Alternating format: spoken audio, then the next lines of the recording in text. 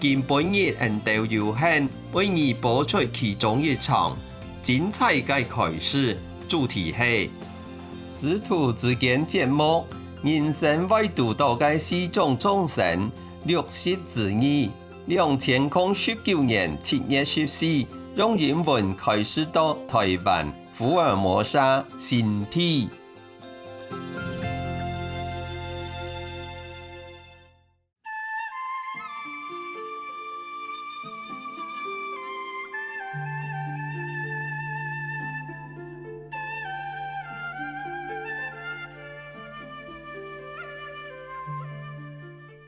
You have to watch more closely what they do for you, how you feel when you're with them, how they tell you the truth for your own good, but not arguing over petty things. How every time you're in trouble and they are around, the trouble seems to be solved or lessened, okay? And of course, enemy is the opposite. But it's very difficult to discern the enemies. But there are some tricks I can tell you afterward. We talk about friends first, yeah? And friends sometimes also very protective of you. If someone else harm you, or slander you, or talking bad about you, or doing bad things to you, they're always on your side. Okay? Enemy, of course, is the opposite.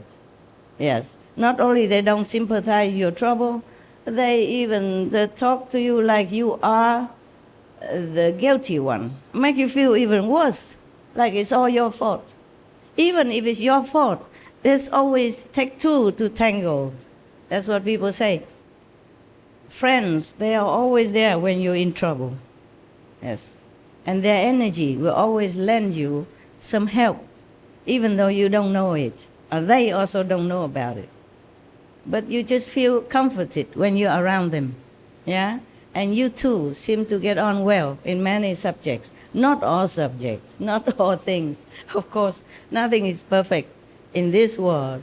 Even in architecture, when they build a house, they deliberately make something wrong in some corner of your house. Not dangerously wrong, it's just something not perfect, so that the house will be safe and stay long. Yeah, I guess to make it less perfect, yeah? So that the house will stay longer safe and make people happy inside. That's what they believe. But of course, the house alone, the feng shui alone, is not 100% safety proof or happy proof for you.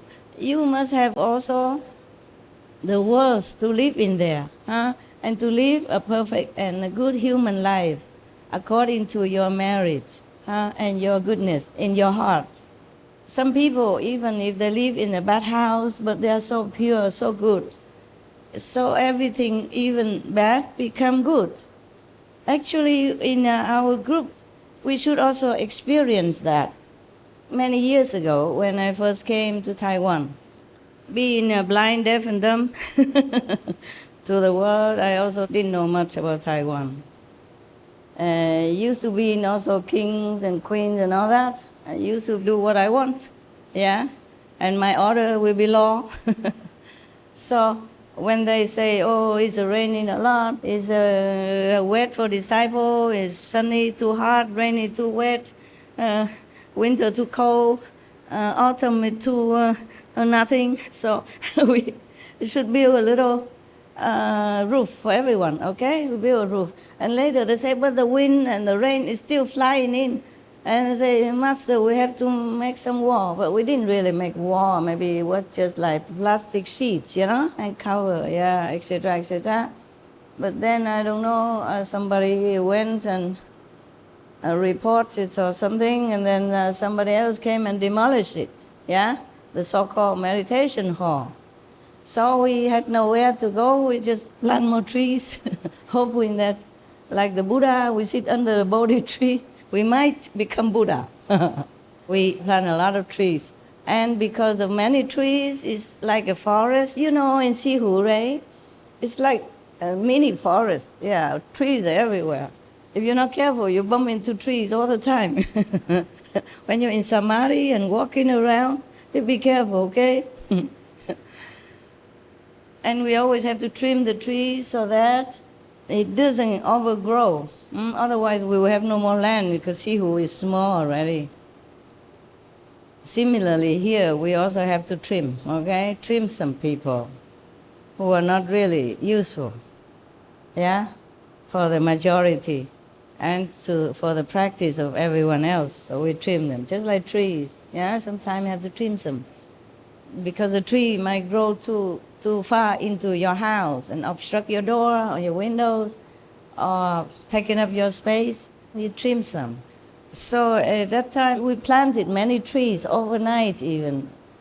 Me and the monks and nuns at that time, the resident, long-term resident. And we plant also at night because sometimes we cannot wait until next day because it might be too hot and the tree will wither, and very difficult. So we have to plant a lot because we were in a rush of time also. If we don't plan it well on Thursday, Friday, Saturday, then Sunday people cannot come because of the heap of dirt everywhere and trees are laying down everywhere or topside everywhere. Is also dangerous for the children. And the holes everywhere on the ground is not safe. So we hurry. So we plan sometimes all night through. And because many trees, we call it holy forest. Big Ho, Shen Ling Da Tian. Word by word translated like that. Actually, Da Tian means the place where you gather to meditate, to listen to master lecture. So they call it Da Tian. Even in the temple, they call it Da Tian, means where the Buddha statues are placed, and people come to worship or meditate if they do, or listen to the abbot speaking if he does. Yeah, so we call it Da Tian also. Actually, there's no Tian. Da Tian means a big hall. The hall normally has the roof and the walls around it. Yeah, meditation hall or any hall like that. Just we had no hall at all. They still nostalgic from the old time when they still had the little meditation hall before. It made simple stuff like sheet of metal. At that time, I didn't have a lot of money because I did not do any designing or modeling yet. I didn't think about that. Yeah. And then we just use, very inexpensive material just to cover for the sun and the rain. But later it's demolished. We plant trees instead. Yeah. We were just a group of practitioners, didn't know much about the building regulation and stuff like that. We thought, it's necessary to build, so we built. And I thought the Taiwanese people know what to do. And the Taiwanese people think Master knows everything. Master knows what to do, so okay, we build. Later, we know better, we have to apply first for permission. Nevertheless, we already plant trees. Very difficult to dig them out. They're growing everywhere already. So we call them holy forest, meditation hall. And just now, they dig out one of the ancient prediction, and one of the seer, he mentioned about our holy forest. And I said, wow, that's pretty cool. So that means anything happens has a good reason. And I had to wait 30-some years to see it. We all did. We all had to wait for 30-some years to see the reason why somebody came and demolished our so-called meditation hall before. And then we have a forest, holy forest meditation hall, which fit perfectly in the big plan of the universe. Yeah, we shouldn't have built that hall in any case. But I remember now, I don't know if they still have these tapes that I was talking to the residents at that time, because they were so upset that somebody was going to demolish their house. They're not really attached. They thought it's a place, the holy place where people came and meditate, for the disciples. And why do people even come and do that? And they were thinking they're coming out and lay it on the street, to stop the bulldozer to come, to demolish the hall. So I was laughing. I talked to them laughingly, saying, oh, somebody really wants to use a human skin to protect the metal skin. Because the metal sheet, in Chinese, I say you are using 人皮啦，人皮为了保护铁皮呀。I remember saying that, but the more I don't remember, I just comfort them, and then make them laugh so much that we all laugh, and then so we didn't care anymore whether or not it's going to demolish or not. Yeah. So it was like that. These tapes probably are never published because it's just for the residents, and we just talk about this incident only, nothing much. Well, maybe it could be some lessons in it, yeah, but we didn't think. I didn't let them publish. I didn't think it's something to publish. Maybe one day they will dig it out.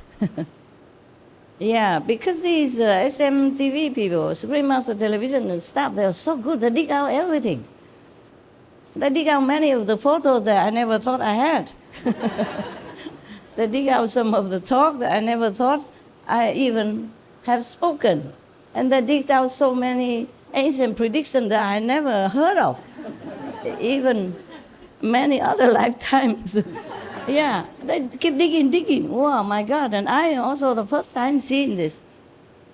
I told you the only predictions I know a little bit, not the whole thing, because it's very famous in France. I was in France, and I was studying French. So I knew some because people tell me. But I wasn't, anything wiser because I wasn't practicing anything. Yeah, so I didn't know anything anyway. So they read it and I hear it, and then they go from here to the other ear.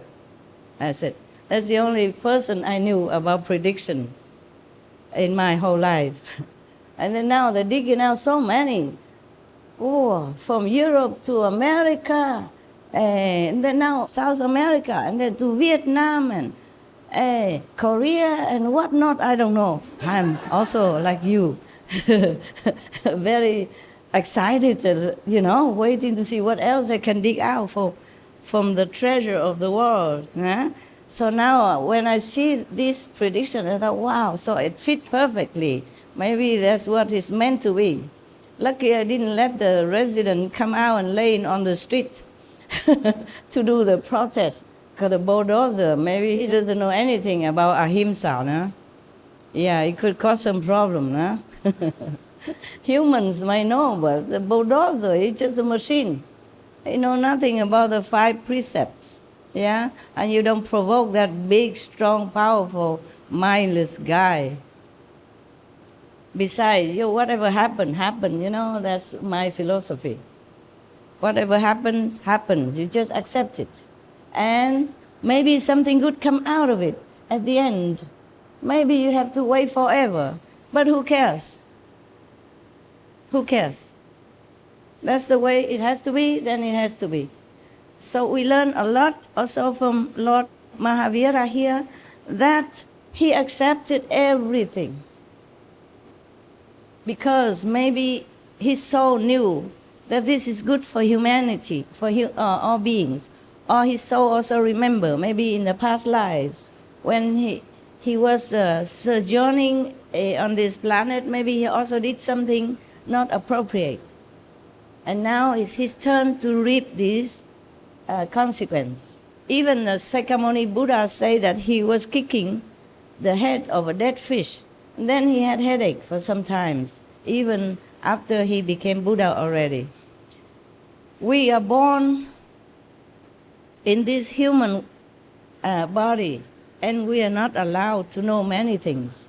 Therefore, a lot of times we do wrong, and without realizing it, especially without anyone teaching us in advance, without a wise teacher to tell us what's right from wrong. And even then, if somebody taught us, sometimes we still can do wrong because the mind and the Maya pushing it. And our karmic background from lives coming back also leading us astray, making us do things wrong. Or the situation force us to do something that we don't like to do, but we just have to.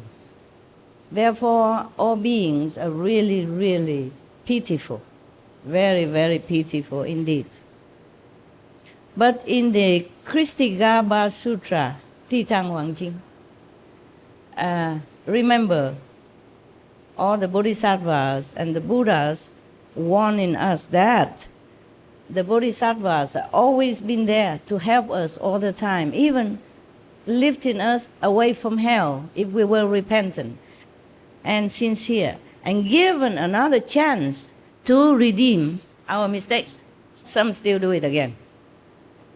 Because habits die hard, even habit from former lives still coming back, haunting our subconsciousness. So try to resist mightily whatever we think is not good.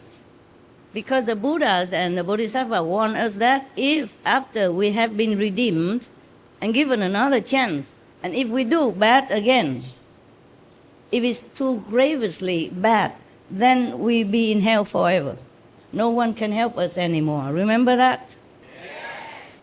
Well, they say no one, meaning mostly, mostly.